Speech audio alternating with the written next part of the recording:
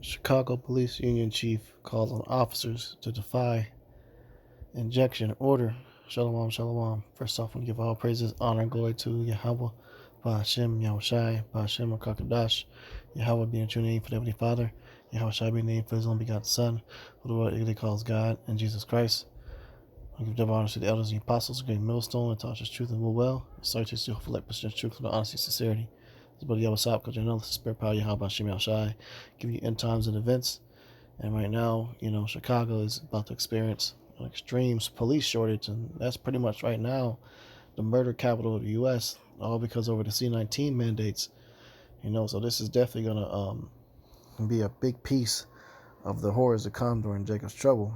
People will really not be able to call anybody, let alone right now, even with the police, having the manpower, they do little to nothing when they do respond to certain situations.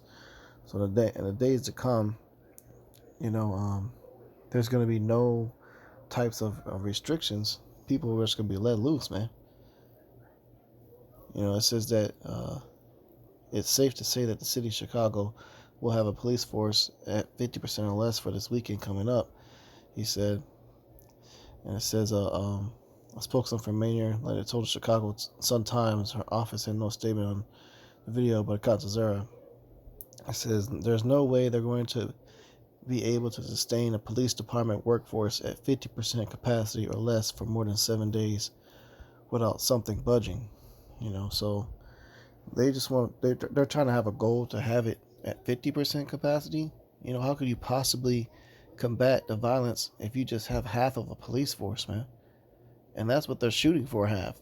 So there's going to be less than half is what they're worried about.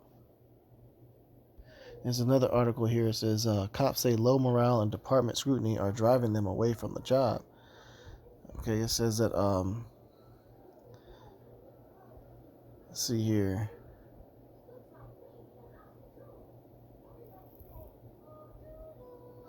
It says the exodus is affecting departments large, small, and in between. The research group's survey shows that in the largest departments with 500 or more officers, the retirement rate increased by nearly 30%. Overall, new police hiring has dropped 5%. So there's not enough cops. I don't know, here in Raytown, Missouri, they had a huge problem of not having damn near any officers available alone. So, this has got to be something that's going on nationwide. So they're doing this on purpose, though, putting the pressure on them because, Esau, Edom, elites, they actually want to have martial law.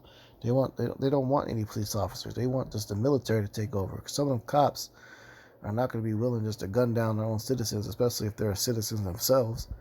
Once their shift is over, at the end of the day, they're a regular person like everybody else. So they're not going to be with some of the direct orders that, the government's going to push down. But who's going to be with it is the UN, United Nations, They're going to act without any type of bias or anything like that. They're just going to kill everything. So they need to have somebody that doesn't care as much about the people that's living here. So get rid of the regular cops, man. And all this stuff is prophecy. It's the book of Second Esdras.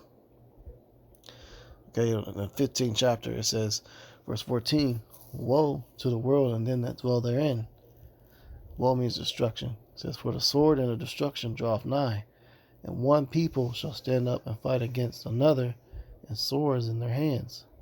So this is talking about during the times of martial law, you're going to have all-out riots, man. You're going to have different gangs, different militias, people fighting over food because the people are going to be starving, fighting over resources.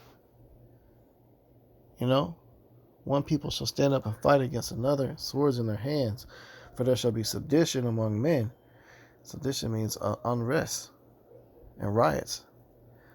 It says, in invading one another, they shall not regard their kings nor princes, and the course of their actions shall stand in their power.